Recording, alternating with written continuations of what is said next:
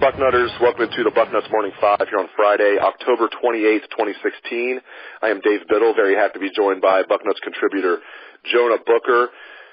J-Book, an interesting Urban Meyer quote-unquote call-in show yesterday. There were no calls, but there was some interesting information that Coach Meyer revealed. He did say that Corey Smith is going to play this week. He has a cast on his arm. He had the wrist surgery. So it doesn't sound like he's going to be able to help at wide receiver, although they need help at wide receiver. But he will be able to help on special teams. And as we saw in the 2014 postseason, my man, this kid can play some special teams now as covering kicks, covering punts. I mean, he was dynamic in that role. Just your thoughts on Corey Smith coming back this week on special teams and whether you think maybe he can help as a wide receiver down the road this season. Yeah, Corey Smith coming back to the special team unit, that's going to be big. The guy was absolutely an outstanding gunner in 2014. Hopefully he has his legs back underneath of him. As far as what he's going to be able to contribute as a wide receiver, I'm not too high on him being a big difference maker, especially with the cast on his hand. Hopefully he's someone that maybe you can get him in the game to take a couple shots downfield. Anything that he can bring to the table as far as a wide receiver is definitely going to help because that unit is having their issues the last couple of weeks. Guys are being locked up, not creating separation. JT is not finding the wide open man because the pressure's on those guys. So hopefully Corey Smith can bring something to the table. And you mentioned earlier the Urban Meyer calling show. That was definitely an interesting show. First time in a while that we haven't heard any specific callers calling in and asking the coach questions, and it kind of raises a red flag after a loss to Penn State on why is that. Yeah, no question about it. One of the things Coach Meyer brought up is that your younger brother, Dante Booker, I'm just kidding to the listeners out there, they're not really related, but Dante Booker probably won't play again this week. Urban talked around it a little bit, after saying he would play at Penn State last week. I mean, clearly this injury to his knee was a lot more serious than anyone thought at first. And, I think it's probably a moot point because I think, Jerome Baker's not giving that job up no matter what. I shouldn't say it's a moot point because Dante Booker could at least help on special teams and could be there in case a linebacker gets injured. But just your thoughts on your younger brother's injury. To me, I think they should just shut him down. I mean, we're halfway through the season right now. As you mentioned, Jerome Baker, he's not going to give that spot back up to him. Just get him healthy. The knee seems to be worse than what a lot of people were led to believe. The guy's been in probable and questionable mode, according to Urban Meyer, since the knee injury. So he did travel to Penn State, which I would say is a step forward. But at this point, the last thing you want to do is just have him risking his knee, and he's out for all the spring ball. So if I was in their shoes, I would shut him down, get him the medical red shirt, let him rehab and get that knee back to 100%. I like that idea because he played as a true freshman in 2014, but barely on the national championship team. And just a handful of guys played on that team. I think there were 6 or 7 true freshmen that played on the national championship team, and only a couple of them that really had big roles. So he is not redshirted yet. I like that idea. Get him back. He's a guy I think could flourish as a 4th-year junior, 5th-year senior. I really like that idea. Let me get your thoughts on this, J-Book. The Isaiah Prince problem, and it's a huge problem. There's no sugarcoating it. Can this be fixed this year? Not later in his career. Can this be fixed this year with Isaiah Prince? I think it can be fixed, but long term, once the competition rises to the top, how's he going to handle it? I mean, as Urban Meyer said, things kind of snowballed on Prince in Penn State. I mean, I've never seen a guy give up that many pressures in a football game on the offensive line. He single-handedly self-destructed the offense. The passing game wasn't even functional in the fourth quarter because Prince was giving up so many pressures. It's going to be interesting. I know they were on those guys' butt in practice.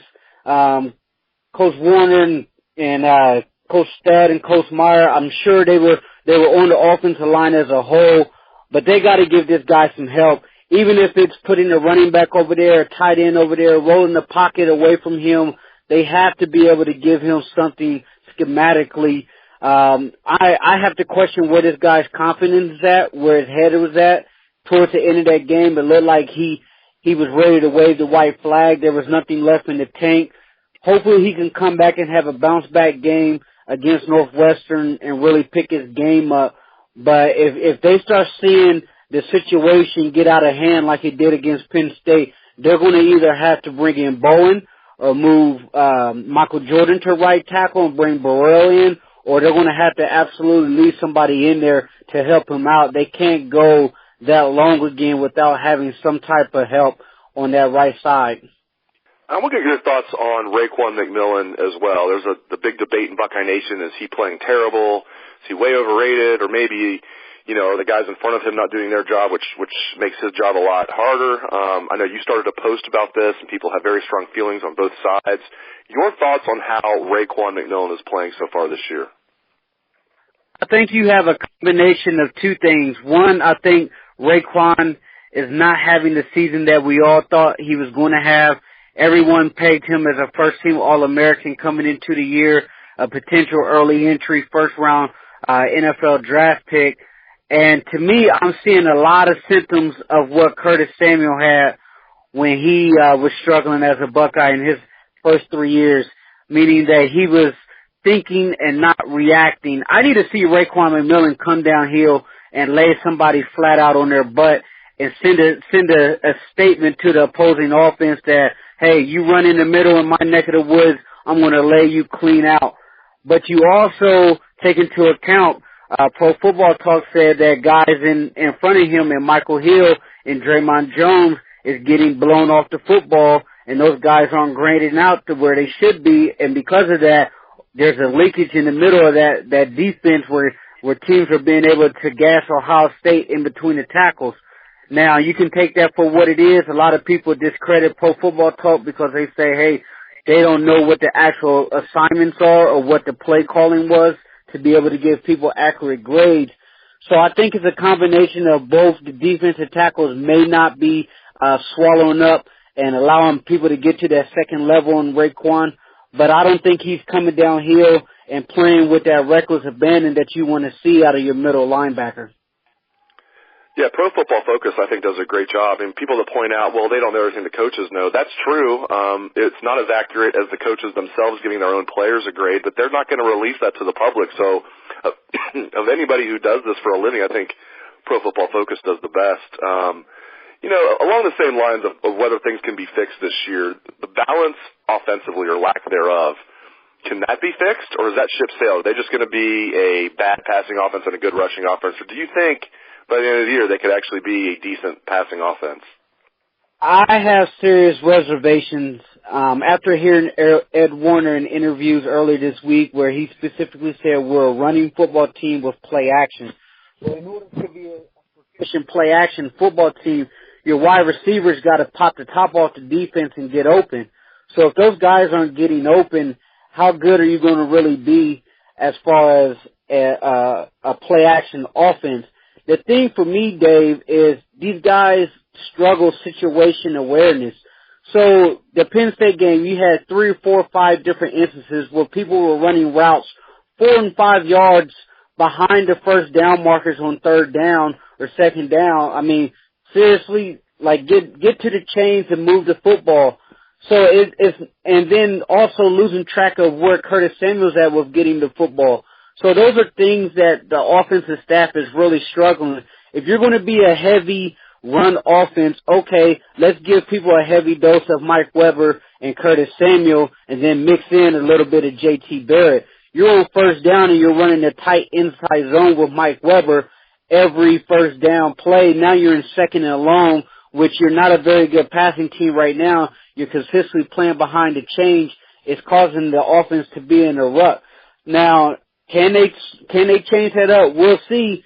Every time these guys have faced adversity, they found a way to step up. So I'm holding out hope that they can find a way to fix the offense. But I have reservations because until that wide receiver core is creating separation and beating people one-on-one, it's going to continue to be a struggle because teams are going to stack the box on this offense until the wide receivers beat someone. Ohio State-Northwestern tomorrow, 3:30 at the Horseshoe. Game will be televised by ESPN. Northwestern is the most improved team in the Big Ten from the beginning of the season until now. Let's give some predictions Jay Book, I have the Buckeyes winning 38-10, so barely covering. I think at last check the spread was like at 26.5, opened at like 25 or somewhere around there, shot up to 27. Last I saw it was like 26.5. So I have the Buckeyes winning 38-10. I think they're going to come out angry, and but Northwestern is a solid football team. Your prediction on how this will go tomorrow? Yeah, Northwestern would definitely give Ohio State their best effort. They're a scrappy football team. They won 3 in a row. Their offense is putting up a lot of points, but I'm calling it Ohio State 34, Northwestern 17. I'm giving the points to Northwestern here. I don't think Ohio State, they're going to cover this spread, but hopefully they're taking the right steps into getting that offense fixed. The big thing for me, Dave, is not so much having to blow somebody out, but how good do you look along the way? Are things starting to trend in the right direction as we're heading into November? That's the key for Ohio State football. As Urban Meyer said, you want your teams to start to peak in November. So will Ohio State start to peak and start getting their legs underneath of them and showing that the Buckeye football team can be a stellar offense? So 34-17, but I'm picking Northwestern to cover. Great stuff as always out of Jonah Booker. You can catch Jay Book's column every week. It is Outside Columbus. Thank you again, Jonah. And thank you to all listeners out there for tuning in to the show. I appreciate it. Hope you have a great day and a great weekend. Let's hear that Buckeye swag, best damn band in the land.